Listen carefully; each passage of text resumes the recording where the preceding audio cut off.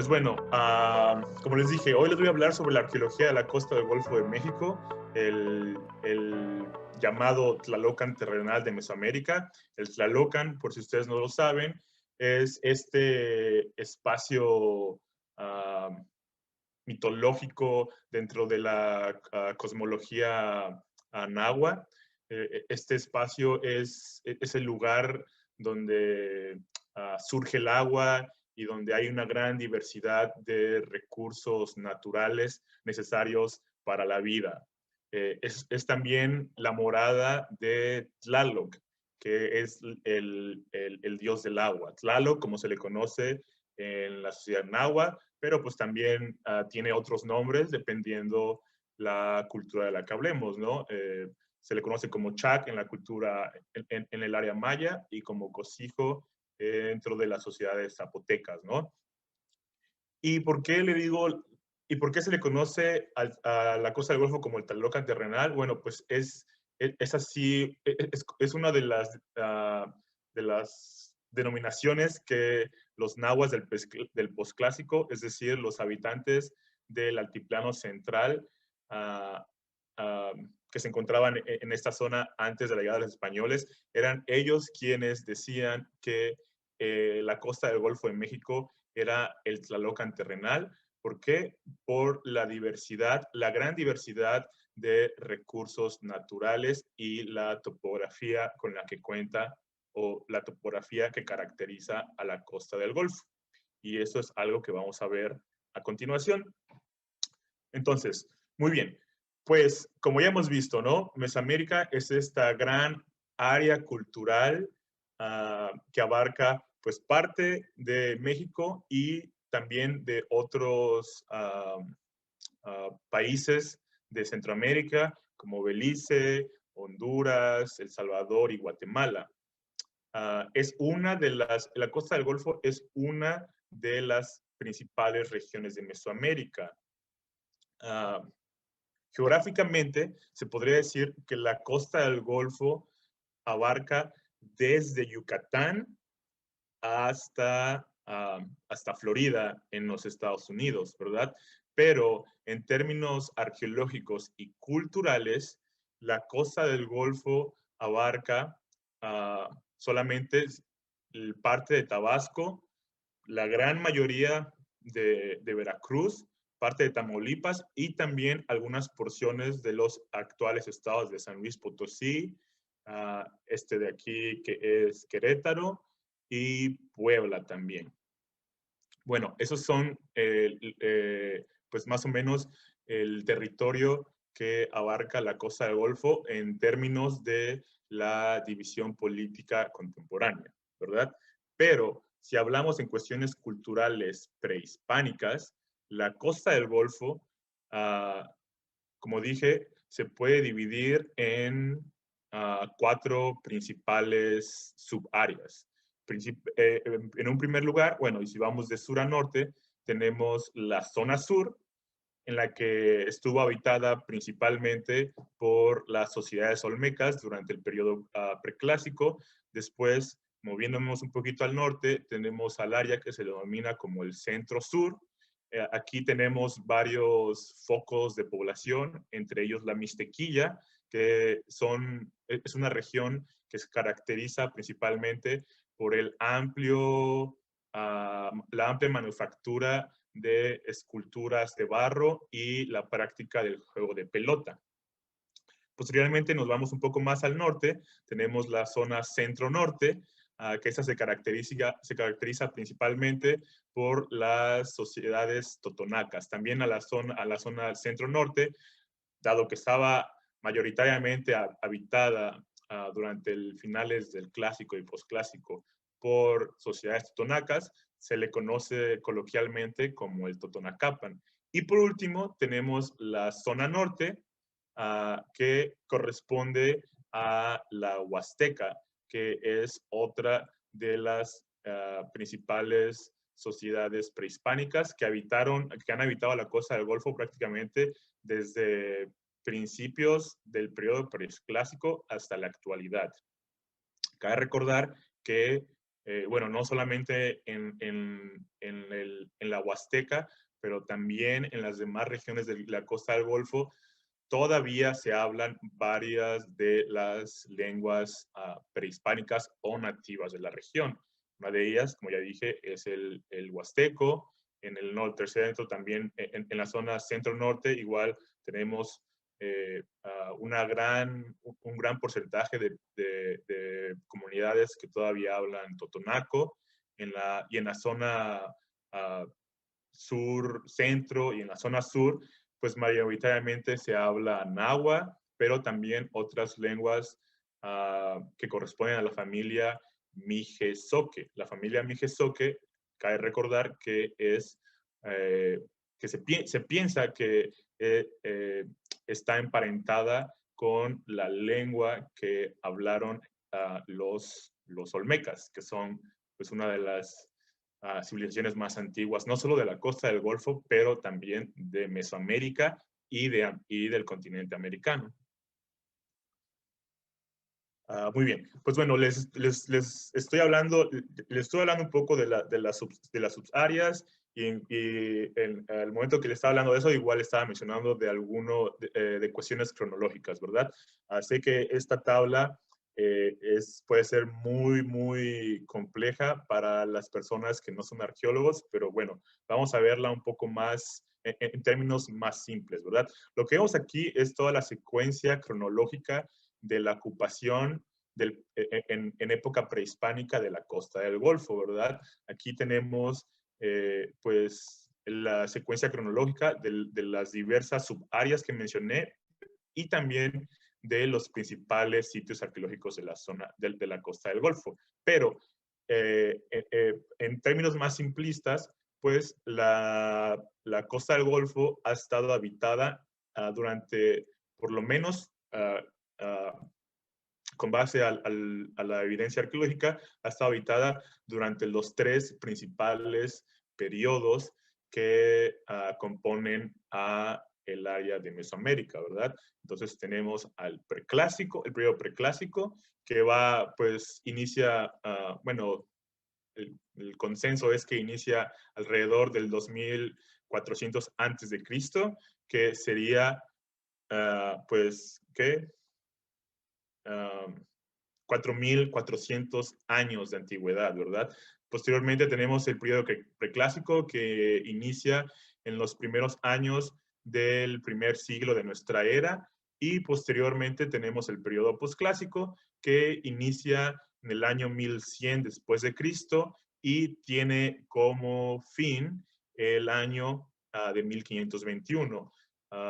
Se ocupa el año de 1521, es decir, la conquista o la caída de México Tenochtitlan, como el término del pasado prehispánico de Mesoamérica, pero no por eso quiere decir que es el fin de las sociedades mesoamericanas.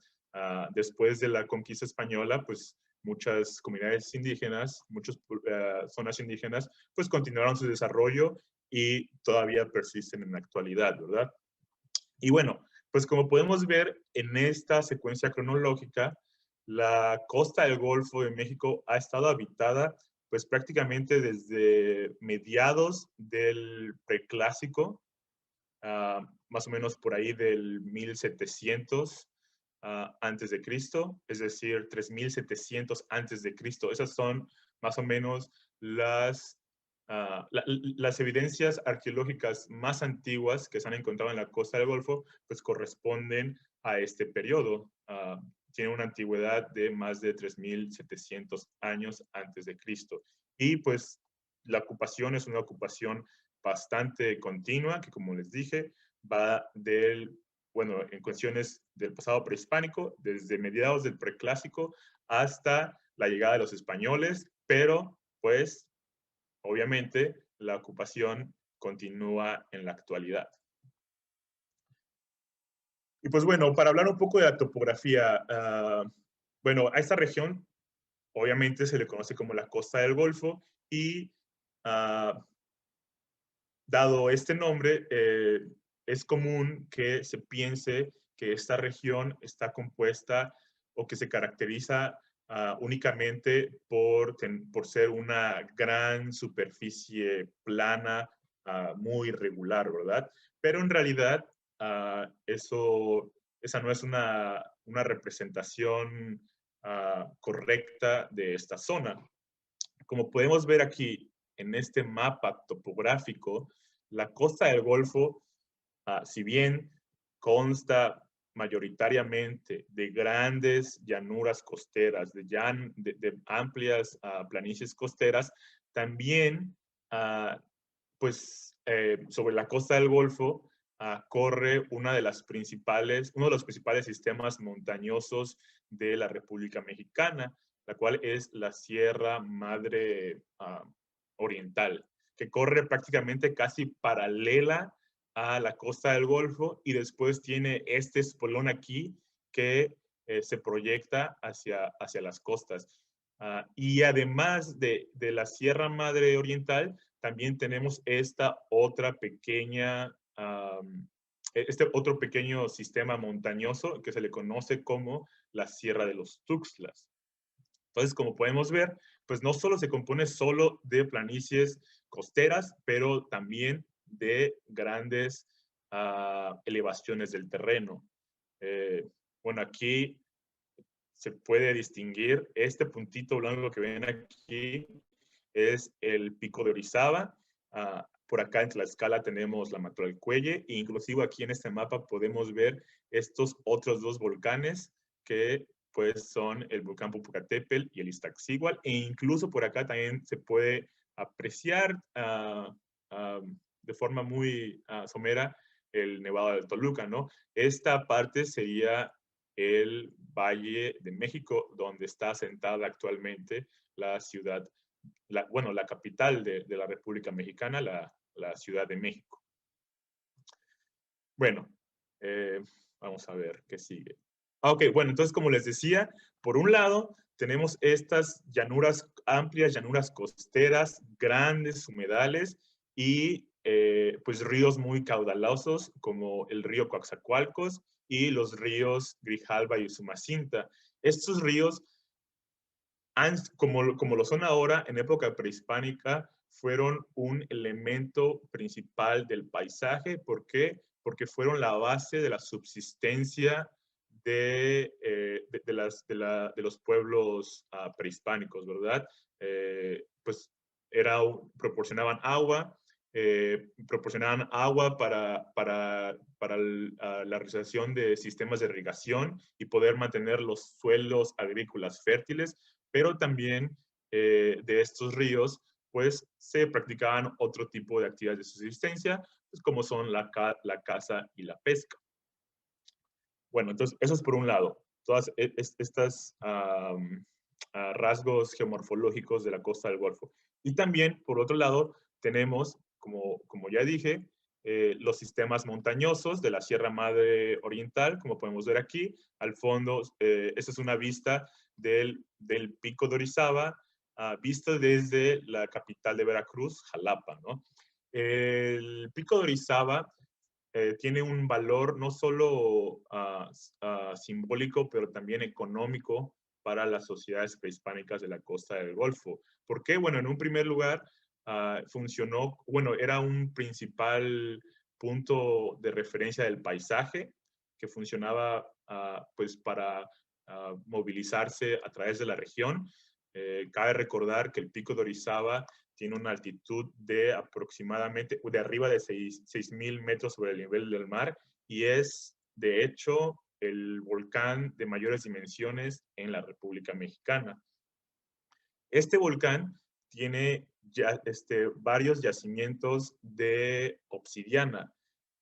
Como nos comentó el maestro Julio César Alvarado, la obsidiana fue una materia prima ampliamente ocupada en época prehispánica para la elaboración de diferentes herramientas domésticas, como son cuchillos, navajillas y puntas de proyectil. Por otro lado, tenemos aquí una vista de la Sierra de los Tuxtlas. Esto que ven aquí es uno de los principales municipios de la región de los Tuxtlas es el poblado de Catemaco. Y pues bueno, aquí la región de los Tuxtlas también tuvo un fuerte aspecto económico, porque fue la principal fuente de basalto. El basalto se ocupó principalmente en época prehispánica para la elaboración de, de esculturas. Los mejores ejemplos de esculturas hechas de piedras de basalto procedentes de los Tuxtlas son las esculturas olmecas, pero también esta misma piedra se ocupó para la realización de otros artefactos de uso cotidiano, como son las piedras de molienda. Las piedras de molienda, pues, son prácticamente los metates, molcajetes, manos de metate y demás herramientas utilizadas para procesar alimentos, ¿no? El metate, como saben ustedes muy bien, pues se ocupó principalmente para moler el maíz, procesar el maíz y hacer masa para, pues no sé, realizar diversos platillos. Bueno, pues comúnmente en la actualidad se ocupa principalmente para moler la masa y después hacer tortillas, pero igual una vez teniendo masa puedes hacer otras cosas con ello, ¿no? Entonces, bueno, el hecho de que se encuentren metates en época prehispánica en la costa del Golfo es una evidencia indirecta de la práctica agrícola y del cultivo del maíz. Entonces, veamos cuáles son las evidencias más antiguas de la domesticación de plantas y el desarrollo de agricultura en la costa del Golfo. Y pues bueno, las evidencias más antiguas, o bueno, una de las evidencias más antiguas que tenemos por el momento de la domesticación de plantas y la práctica de agricultura en la costa del Golfo procede del sitio de San Andrés, el cual se localiza en el estado de Tabasco, cerca del río Tonalá. El río Tonalá funciona actualmente como la línea fronteriza entre los estados de Veracruz y Tabasco. Aquí también tenemos el sitio de San Andrés, también se localiza cerca de La Venta, el cual es una de las principales capitales olmecas. Y bueno, aquí los arqueólogos realizaron una serie de excavaciones, lo cual proporcionó una gran cantidad de evidencia de restos botánicos. Lo que vemos aquí es un dibujo estratigráfico. Un dibujo estratigráfico lo que se representa es la secuencia o la sucesión de las diferentes capas de sedimento que componen el subsuelo. Y bueno, a mayor profundidad, eh, a, a, mayor profundidad, más antiguo es la capa, ¿no? Entonces aquí, pues digamos que esta es la capa superficial y la siguen, y aquí vamos bajando en profundidad, ¿no? Entonces, esta última capa aquí, obviamente es más antigua que la capa que está hasta acá arriba, ¿no? Entonces podemos ver en la sucesión, conforme vamos avanzando de abajo hacia arriba, pues también vamos avanzando en el tiempo, ¿no? Esta capa corresponde al 1500, la de arriba al 4500 y así sucesivamente. Pues bueno, resulta que los arqueólogos que excavaron en este sitio arqueológico encontraron en esta capa que corresponde al 5100 antes de Cristo, polen de maíz domesticado. Tenemos estos dos, son imágenes tomadas a través de microscopios del polen de maíz domesticado que se encontró aquí en el sitio de San Lorenzo, pero también encontraron otros restos botánicos como este que es polen de yuca. Entonces podemos concluir que en San Andrés ya desde hace 1000 años se empezó el cultivo, se cultivaba y se consumía maíz y yuca, por lo menos. Es lo que podemos asegurar con el dato arqueológico. Cabe recordar que en la plática que dio Chris, pues él también mencionaba que los habitantes prehispánicos de Honduras se dedicaron a la agricultura de maíz y de yuca. Entonces, podemos ver aquí algunas similitudes entre diversas áreas de Mesoamérica.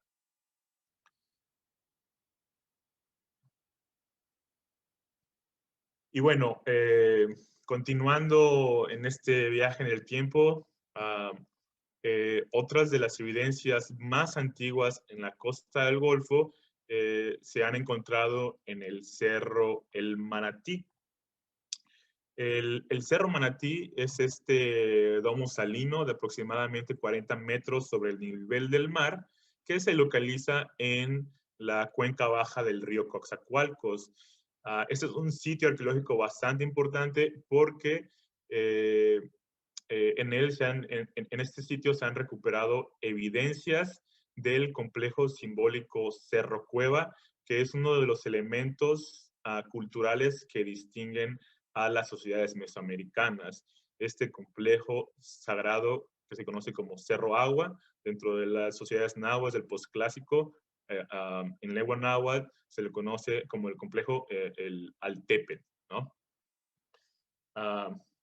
Entonces ya podemos ver aquí que ya desde épocas muy antiguas se tenía esta creencia religiosa del culto a los cerros y el agua.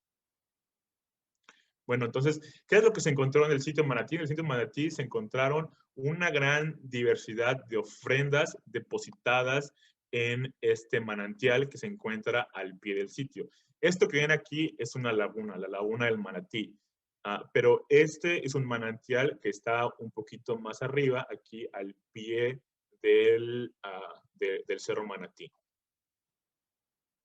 Y bueno, pues después de los reportes de personas del lugar que habían encontrado algunos artefactos arqueológicos, arqueólogos de la Universidad Veracruzana asistieron a este lugar para realizar las respectivas excavaciones arqueológicas, ¿no? Aquí podemos ver, pues, el arduo esfuerzo que representó las excavaciones en el Manatí, porque pues es un terreno negado y para ello se tuvo que pues prácticamente dragar la zona y excavar en lodo, ¿no? Y bueno, ¿cuáles son, qué es lo que se encontró en el Manatí? Pues se encontró también restos botánicos. Tenemos aquí semillas. Estas semillas, bueno, estas son semillas de anona. No sé si ustedes conozcan la anona, pero es un fruto muy sabroso que se consume en el sur de Veracruz y en Tabasco. Estas son semillas bueno, en Tabasco se le dice nance y en Veracruz se le conoce como nanche. Y estas semillas de acá, estoy muy seguro que muchos de ustedes deben de saber bien a qué fruto pertenece. Estas son semillas de calabaza. Pero bueno, los principales materiales arqueológicos encontrados en el Manatí fueron estas ofrendas compuestas por hachas de jade y pelotas de hule. Aquí tenemos estas diversas hachas de jade finamente elaboradas y pelotas de hule de diferentes tamaños. Muchos arqueólogos bueno, se me olvidó decir que estas ofrendas fueron depositadas bueno, alrededor del 1700 antes de Cristo, lo que equivale a 3.700 años de antigüedad. Entonces, como podemos ver, pues la elaboración de juegos de pelota también es una práctica bastante antigua, por lo cual muchos arqueólogos han propuesto que posiblemente el juego de pelota se practicaba pues desde inicios del periodo preclásico. Bueno, posteriormente, 400 años después de estas ofrendas, es decir, 3.300 años atrás, se depositaron un nuevo tipo de ofrendas que pues consisten en, bueno, en hachas de piedra verde de jade acompañadas de bustos de madera.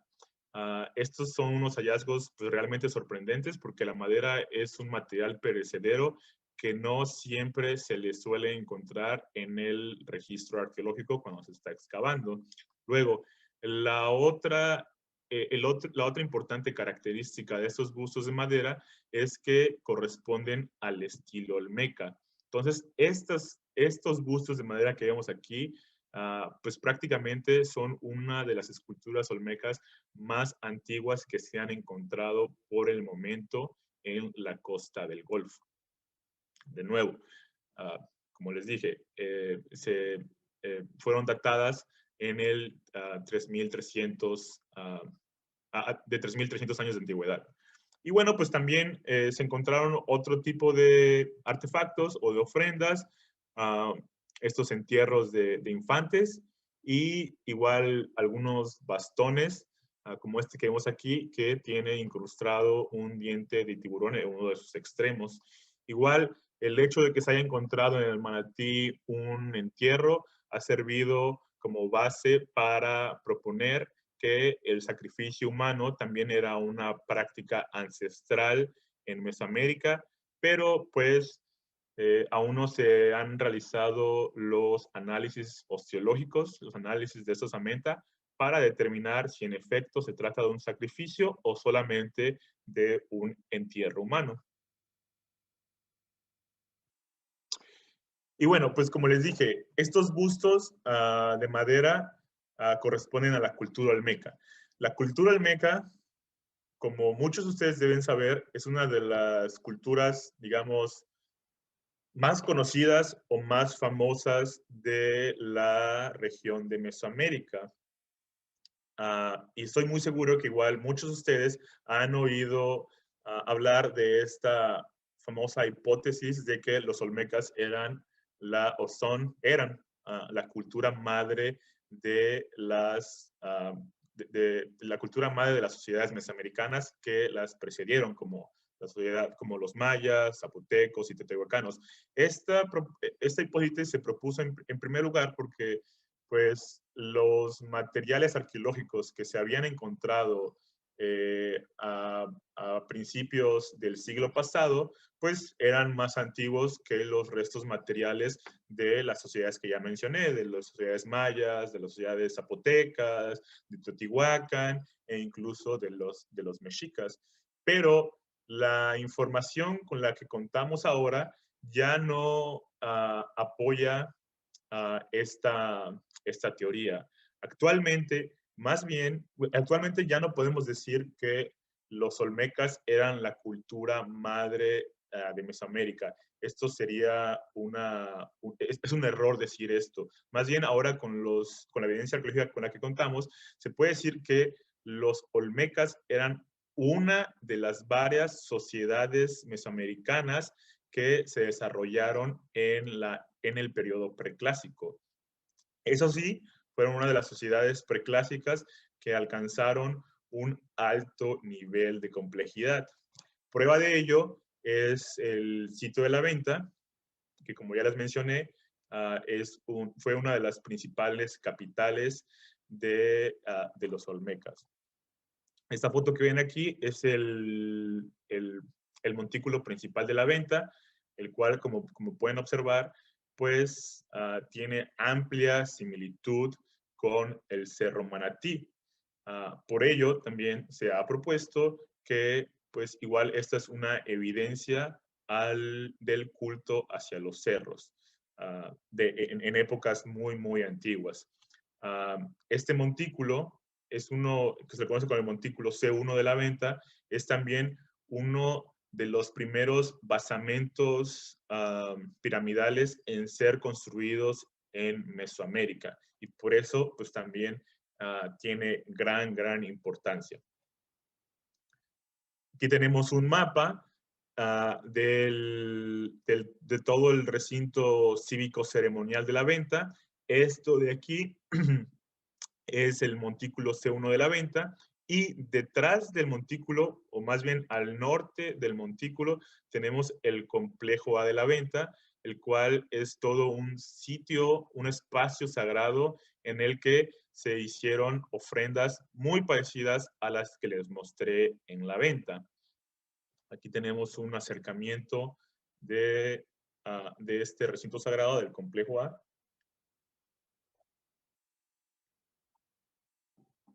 Y bueno, pues dentro de las diversas ofrendas que se encontraron en el complejo A de la venta, tenemos 5 ofrendas masivas de mosaicos de mosaicos, perdón, de serpentina. La serpentina también es una piedra verde que tenía pues un amplio valor simbólico para las sociedades mesoamericanas. Aquí tenemos un ejemplo de uno de esos mosaicos que podemos ver, tanto el mosaico como la colocación de estas ofrendas en el complejo A de la venta, pues están remitiendo a estos aspectos como, cosmológicos relacionados con los puntos cardinales. Entonces aquí vemos otra vez estas evidencias de estos elementos de la religión y cosmovisión mesoamericana. Y bueno, pues por si fuera poco, también al norte del complejo de la venta se colocaron otras esculturas de grandes dimensiones. Bueno, estas no fueron las únicas esculturas que se han hallado en la venta. En la venta se han hallado pues más de 100 monumentos de basalto, pero estos son uno de los monumentos más sobresalientes o de los monumentos principales en la venta, los cuales son unas cabezas colosales. En la venta se han localizado, se han hallado por lo menos 4 cabezas colosales y estas están alineadas en un eje este-oeste al norte del complejo A, viendo hacia el exterior del sitio, por lo cual posiblemente este era uno de los accesos al sitio y las cabezas, pues como de alguna forma recibían a las personas que entraban o que llegaban al sitio. Y bueno, las cabezas colosales son uno de los, bueno, se podría decir que las cabezas colosales son uno de los rasgos más conocidos de los olmecas. Eso no quiere decir que ese es solo el único elemento que distingue a las cabezas colosales, a la cultura olmeca. La cultura olmeca también erigió diferentes esculturas, y no solo se limita a las cabezas colosales. Pero bueno, hablando sobre las cabezas colosales, pues se han encontrado por el momento, se han encontrado un total de 17 cabezas colosales. 10 de ellas, estas que vemos aquí, proceden del sitio arqueológico de San Lorenzo. Estas son las 4 cabezas colosales de la venta y acá estas 3 son las cabezas colosales halladas en el sitio de Tres Zapotes. Aquí pues les puse otros ejemplos de casas colosales que para mí son los ejemplos más excelsos de este tipo de monumentos, que como podemos ver, pues tiene unas dimensiones bastante grandes. Algunas superan los 2 metros de altura y pueden llegar a pesar aproximadamente 2 toneladas.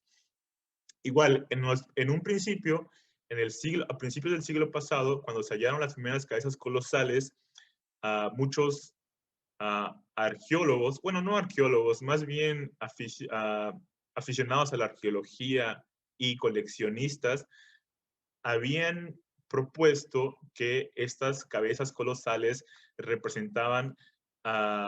tenían rasgos etíopes y que por ello, y que esto era una evidencia de que la costa del Golfo había estado habitada por grupos africanos, o que antes de la llegada de Colón, la costa del Golfo y el continente americano ya estaba habitado por sociedades provenientes del continente africano. Pero esta hipótesis es totalmente errónea. No se tiene ningún tipo de evidencia que corrobore esta hipótesis. Ya se han hecho diversos análisis de ADN de entierros que se han encontrado en asentamientos olmecas, y esos ADNs y esos análisis de ADN pues han determinado que los grupos olmecas pues eran nativos americanos, como los nativos americanos que habitan aquí en Estados Unidos y en otras latitudes del continente americano. El pensar que estas esculturas representan personas africanas es quitarle mérito a la capacidad de nuestras culturas nativas para pues confeccionar estas majestuosas esculturas, y también es negar el desarrollo independiente y autónomo que tuvieron las sociedades de Mesoamérica.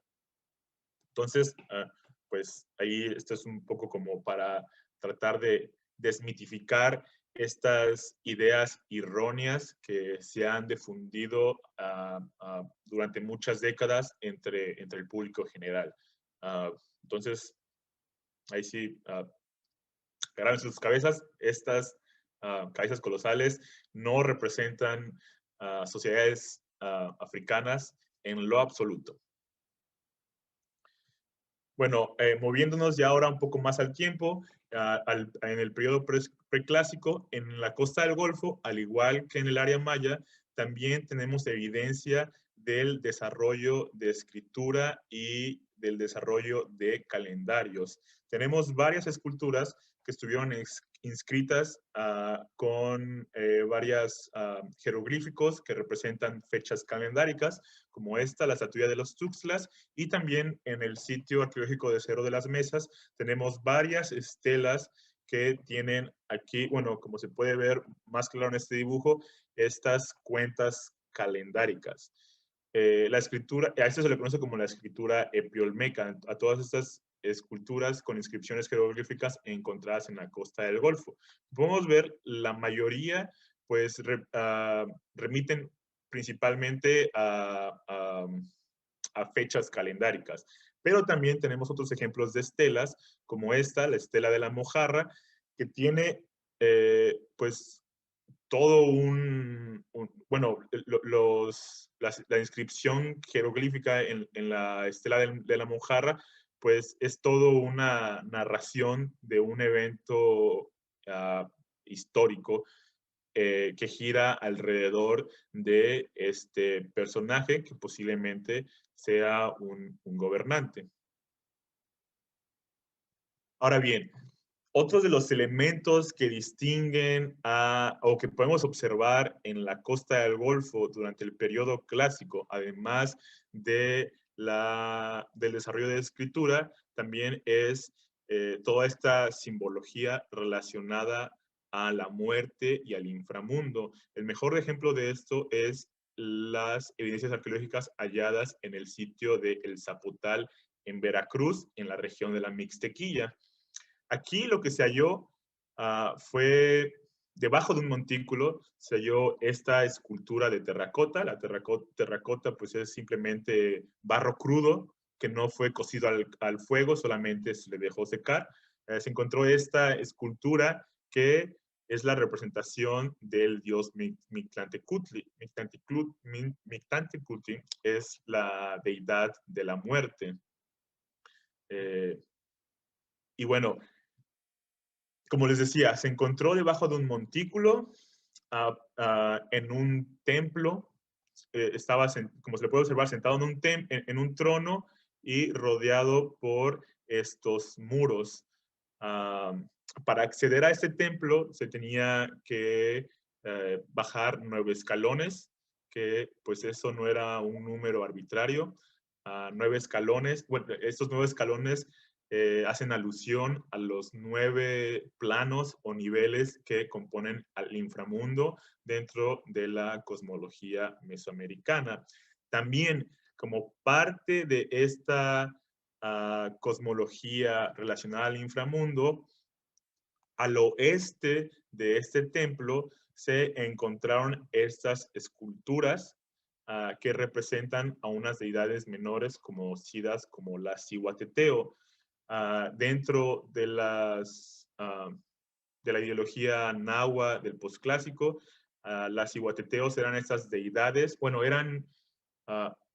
eran mujeres muertas en parto que acompañaban al sol en su entrada al inframundo al momento de, pues, del atardecer en el ocaso, ¿no? Entonces aquí podemos ver todo este complejo simbólico relacionado al inframundo, en el que vemos a la deidad que rige el inframundo, Mixtlatecutli, y a las deidades menores que acompañan al sol en su entrada al inframundo.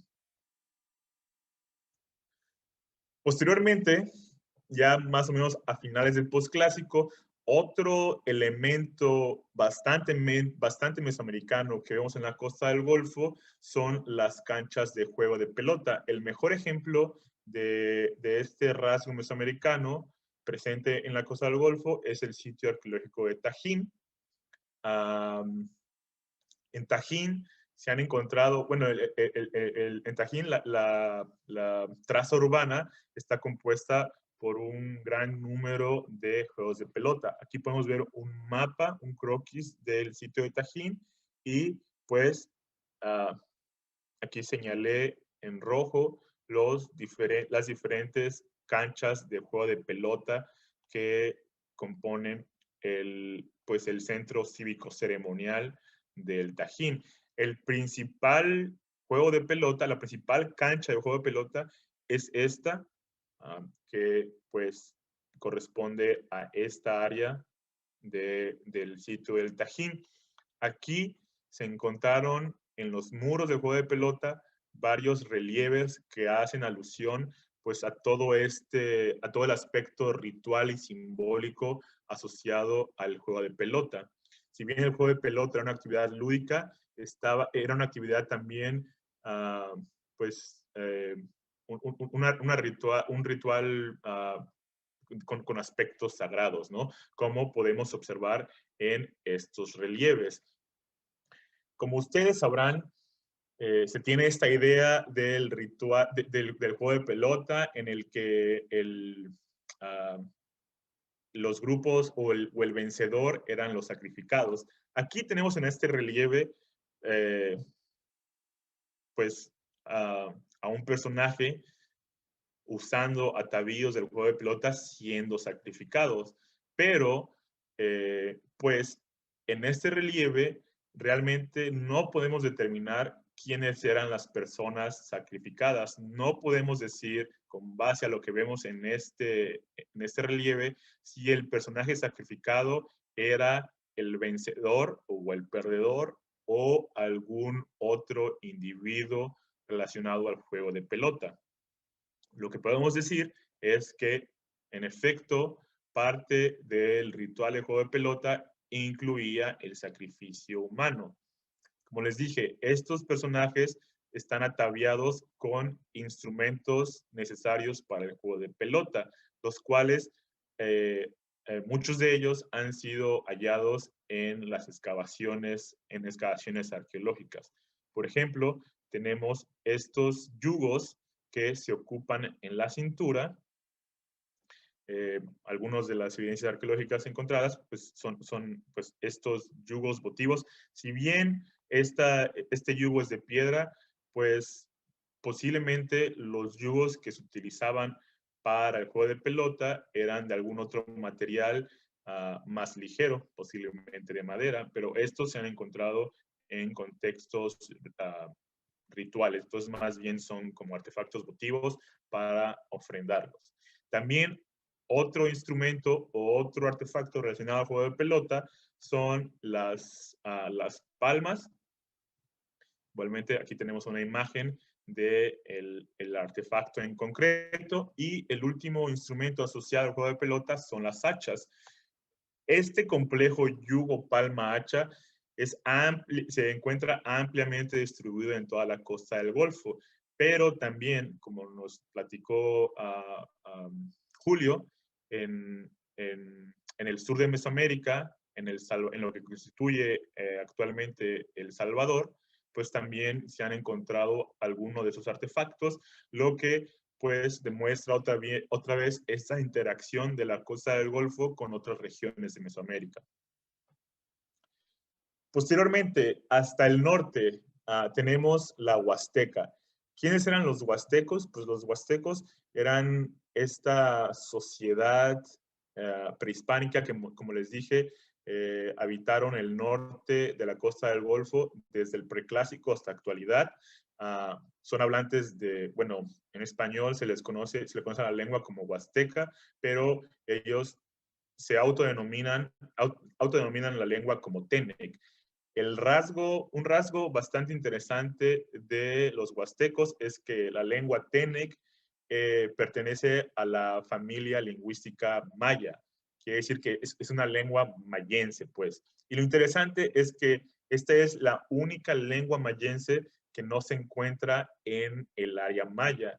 Entonces, pues esto ha sido motivo de mucho debate entre los arqueólogos para tratar de determinar cómo es que una sociedad o grupo de habla maya terminó pues en la costa, al norte de la costa del Golfo, a miles de kilómetros del área maya.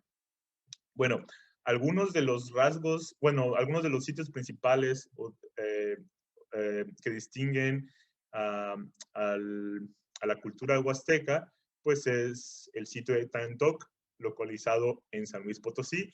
Podemos ver también aquí en los sitios arqueológicos de la Huasteca, también tienen como rasgo principal la erección de basamentos piramidales y también la erección de diferentes esculturas que hacen alusión a diferentes aspectos sagrados relacionados con el inframundo y con aspectos cosmológicos de, pues de puntos cardinales, ¿no? Igual, las sociedades huastecas, pues, eran unos excelentes escultores. Aquí tenemos dos ejemplos de esculturas huastecas que se distinguen por el amplio realismo a la hora de representar la figura humana, ¿no? Incluso podemos ver cómo están representados los sexos, que es algo que normalmente no se observa en otras esculturas mesoamericanas, como en las esculturas olmecas, pues normalmente siempre se suele omitir el sexo y por ello a veces es complicado determinar en una escultura olmeca si si se trata de una mujer o un hombre. Pero aquí, pues, los huastecos no tenían, digamos, de alguna forma, no tenían pena o vergüenza, como diría mi madre, en representar el sexo, ¿no? Y bueno, también, por último, tenemos la zona del Totanacapan. Los principales sitios arqueológicos de la cultura totonaca es Zempoala y Quiahuixtlan en Veracruz. Estos sitios arqueológicos son muy importantes dentro de la historia mesoamericana, pero también son muy importantes dentro de la historia de la llegada de Cortés a Mesoamérica y la conquista española. ¿Por qué? Porque estos dos sitios estaban habitados durante la llegada de Hernán Cortés y de hecho Hernán Cortés visitó estos dos sitios. Fue en Zempoala donde Cortés hizo su primera alianza con grupos nativos para derrocar a la Triple Alianza de los mexicas o aztecas. No fueron realmente los tlaxcaltecas los primeros en aliarse con Hernán Cortés, sino los zempoaltecas, los totonacos, fueron los primeros en aliarse con Hernán Cortés. Y cabe decir que esto no quiere decir que los zempoaltecas y los tlaxcaltecas sean traidores. ¿Por qué? Porque en época prehispánica, pues realmente no existía esta idea de la nación mexicana como la que tenemos ahora. Cabe recordar que los mexicas y la Triple Alianza tenían subyugado a estos asentamientos, a diversos asentamientos como Zempoala, y ese fue el principal motivo por el cual los zempoaltecas se aliaron con Cortés para poder liberarse del yugo de los mexicas. Y bueno, como les dije, estos fueron uno de los sitios que visitó Hernán Cortés tras su arribo a la costa del Golfo. Aquí tenemos una vista panorámica del sitio de Queahuixtlan, es este cerrito que se ve aquí, y estas fueron, esta parte de la costa es donde desembarcó Hernán Cortés para fundar el primer asentamiento en la costa del Golfo, que se conoce como la Villa Rica de la Veracruz. Aquí tenemos una foto de algunos de los restos de ese primer asentamiento fundado por Hernán Cortés, y cabe recordar que también en estas costas es donde se cree Cortés hundió y desarmó sus barcos para construir embarcaciones de menores dimensiones y ocuparlas en el asedio a la Ciudad de México Tenochtitlan. En años recientes, un grupo de arqueólogos mexicanos y norteamericanos hicieron todo un trabajo de arqueología subacuática para poder pues hallar restos de esos barcos, de los barcos de Cortés, ¿no? Y de los hallazgos que se han encontrado, pues son estas anclas que han sido datadas al siglo XVI, por lo cual, pues posiblemente correspondan a las naves de Cortés, pero en realidad aún no se ha podido determinar de forma absoluta si en efecto estas anclas corresponden a alguno de los navíos de Cortés. Y pues bueno, de mi parte, eso ha sido todo. Espero que que haya sido de su agrado este breve recorrido por la costa del Golfo, y pues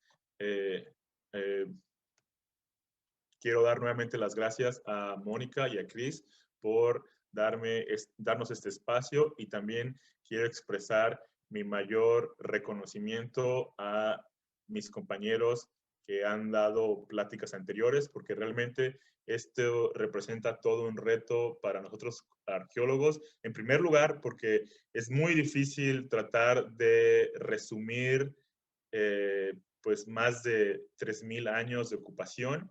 Y en segundo, pues lamentablemente, bueno, y esto lo digo por mí mismo, lamentablemente a veces no tenemos la oportunidad de dar a conocer nuestros conocimientos con el público general, por lo cual esto a veces es todo un reto tratar de hablar sin un lenguaje académico con el cual se suele hablar dentro de la comunidad arqueológica. Y pues bueno, muchísimas gracias. Bueno, solo me ocurrió un par de cosas cuando estaba hablando. Una cosa que es obvio, tal vez obvia para todo lo que está escuchando, es de una zona algo pequeña, o sea, solo esta parte de la costa del Golfo de México. Hay tanto cultura y tanto desarrollo que ha pasado ahí, y realmente a veces cuando pensamos del pasado, pensamos en los 3 o 4 cosas más famosos o más conocidos, ¿verdad? y olvidamos toda esta diversidad y complejidad que había en esta zona, en cualquier zona. Yo sé que aquí en Kentucky había más que una docena de idiomas que hablaba la gente original de esta zona antes que llegaron los europeos. Entonces, esto siempre para mí era algo muy interesante y muy inesperado, la verdad, cuando empecé a estudiar todo eso. Sí, no, claro, la verdad, la costa del Golfo, como muchas otras regiones de Mesoamérica, es un claro ejemplo de la diversidad cultural y la complejidad de las interacciones socioculturales entre pues, diversos grupos humanos, ¿no? De nuevo, cuando hablamos sobre el pasado prehispánico, estamos hablando por lo menos de 3.000 años de ocupación humana. Y durante esos 3.000 años, pues bueno, hay que recordar que pues, el, los grupos humanos, la sociedad humana, las culturas humanas no son estáticas, sino se caracterizan por tener un amplio dinamismo, no solo en cuestiones culturales, en cambios culturales, pero también en su movilización a través del paisaje, ¿no? Entonces, en la costa del Golfo, pues sí, tenemos todos esta reestructuración geopolítica, si le queremos decir, de pues diferentes grupos que iban arribando a la costa del Golfo y pues tras esos arribos eso implicó una reestructuración de los territorios políticos de cada grupo humano, ¿no? Y con esos nuevos, con los arribos de esas nuevas sociedades, pues también pues dieron paso a cambios culturales, ¿no? Sí, y también la otra cosa que es obvio es que cuando uno está investigando estas zonas, lo que está descubriendo, lo que busca no es un sitio nuevo, una ciudad perdida, es todas esas conexiones y toda esa información sobre cómo vivió la gente, cómo estaba conectado con sus vecinos, cómo estaba desarrollando y cambiando y cuáles fueron las fuerzas que estaban afectando, ¿verdad?, esas comunidades. Sí, claro, ¿no? Pues eso es uno de eso es el objetivo principal del quehacer arqueológico, ¿no? Es el objetivo principal de la arqueología, tratar de entender todos esos procesos culturales de sociedades antiguas, ¿no? Porque el excavar simplemente para hallar objetos, pues eso no es arqueología, eso más bien es simplemente coleccionismo, ¿no? Entonces, lo que define a, a, la práctica arqueológica es el tener un objetivo, digamos, científico. En este caso es, pues, tratar de entender quiénes eran, cómo vivieron y el diferente pues, desarrollo de cada sociedad, ¿no? Eso, siempre que se tengan esos objetivos, pues estaremos haciendo arqueología, pero en el momento en el que se excava simplemente para poner los objetos arqueológicos en museos o en colecciones privadas, pues eso es otra cosa, desde mi punto de vista. Sí, sí, claro que sí. Y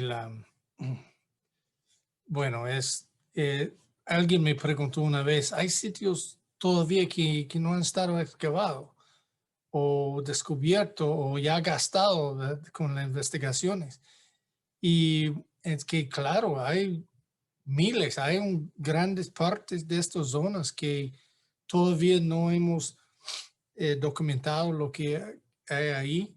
Y la otra cosa es que a pesar que un lugar puede ser muy conocido, ¿verdad? Uno de estos sitios que ya son parques o ya son atracciones turísticas, hay tanto para aprender porque cada etapa ya se puede desarrollar su próxima pregunta y sigue, y sigue, y sigue. Entonces, nunca, nunca estamos terminados, ¿verdad? En esta lucha. Sí, claro, ¿no? La verdad, la cantidad de sitios arqueológicos que han sido estudiados o excavados y de igual forma la cantidad de sitios arqueológicos abiertos al público, al menos en el territorio mexicano, no corresponde ni al 10% del total de sitios arqueológicos que hay, ¿no? Y ni siquiera los sitios que han sido excavados al 100%, ¿no? Realmente el tratar de excavar un sitio arqueológico en su totalidad, pues sería algo bastante ambicioso que pues una sola persona no podría, ¿no? Y también en ese caso, pues creo que por motivos éticos y por cuestiones de practicidad, pues no sería muy recomendable como tratar de hacer eso, ¿no? Porque No.